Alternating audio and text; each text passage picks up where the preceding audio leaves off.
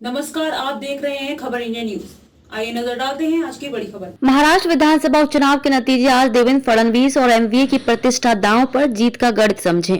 महाराष्ट्र में कस्बा और चिंचवड़ विधानसभा उपचुनाव के नतीजे गुरुवार की दोपहर तक सबके सामने होंगे। सत्ताधारी बीजेपी के सामने अपनी दोनों सीटें बचाने की चुनौती है। बीजेपी के विधायक लक्ष्मण जगताप और मुक्ता तिलक की मौत के बाद पुणे जिले की दोनों सीटों पर उपचुनाव कराने पड़ रहे हैं। वैसे उप मुख्यमंत्री देवेंद्र फडणवीस समेत बीजेपी के लगभग सभी नेताओं ने दोनों सीटें जीतने का विश्वास सार्वजनिक तौर पर व्यक्त किया है। पर आश्चर्यजनक तौर पर पार्टी के परंपरागत गढ़ रहे कस्बा सीट पर पार्टी को कड़ी टक्कर मिलने की बात कही जा रही है। मुख्यमंत्री एकनाथ शिंदे समेत मंत्रियों और नेताओं की पूरी ताकत पार्टी ने इस सीट पर झोंक दी थी।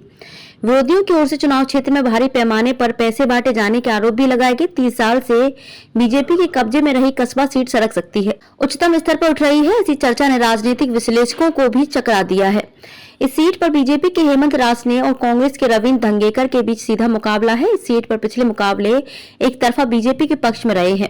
वैसे महाराष्ट्र विकास अघाड़ी के तीनों दलों ने तारतम्य साधते हुए मिलकर लड़ाई लड़ी है। बीजेपी को इसकी अपेक्षा नहीं थी, फिर भी पार्टी के स्तर पर 40 स्टार वक्ताओं का गली गली प्रचार और संगठन के कार्यकर्ताओं का वोटरों से हुआ प्रत्यक्ष संवाद बीजेपी के हक में रहे हैं। इस पूंजी के बदौलत पार्टी इस बार भी सफल रहेगी, यह उम्मीद पार्टी के नेता लगाए हुए हैं। वहीं चिंचवड़ विधानसभा उपचुनाव में शिवसेना के बागी राहुल कलाटी की वजह से हो रहे त्रिकोणीय मुकाबले से फायदा मिलने की उम्मीद में बीजेपी ज्यादा आशावान है। बहरहाल कस्बा की तुलना में एनसीपी और शिवसेना की सीट पर कहीं मजबूत संगठन रहे हैं। चिंचवड़ में बीजेपी ने दिवंगत विधायक की पत्नी अश्विनी जगताप पर दांव लगाया है। पार्टी सूत्रों का कहना है कि एनसीपी के नाना काटे से उनका सीधा मुकाबला होता तो कठिनाई बढ़ सकती थी। पिछले चुनाव में भी कलाटे ने निर्दलीय खड़े होकर बीजेपी के वोट काटे थे। इस बार भी वे शिवसेना के परंपरागत वोट काट कर मुकाबला आसान बनाएंगे। इस रणनीति को पार्टी के नेता कारगर मान रहे हैं। इधर कलाटे ने भी ऐसी चुनौती खड़ी कर दी है कि वे भी चुनाव में पाला मार सकते हैं। ऐसा विश्वास वे चुनाव क्षेत्र में खड़ा करने में कामयाब रहे हैं।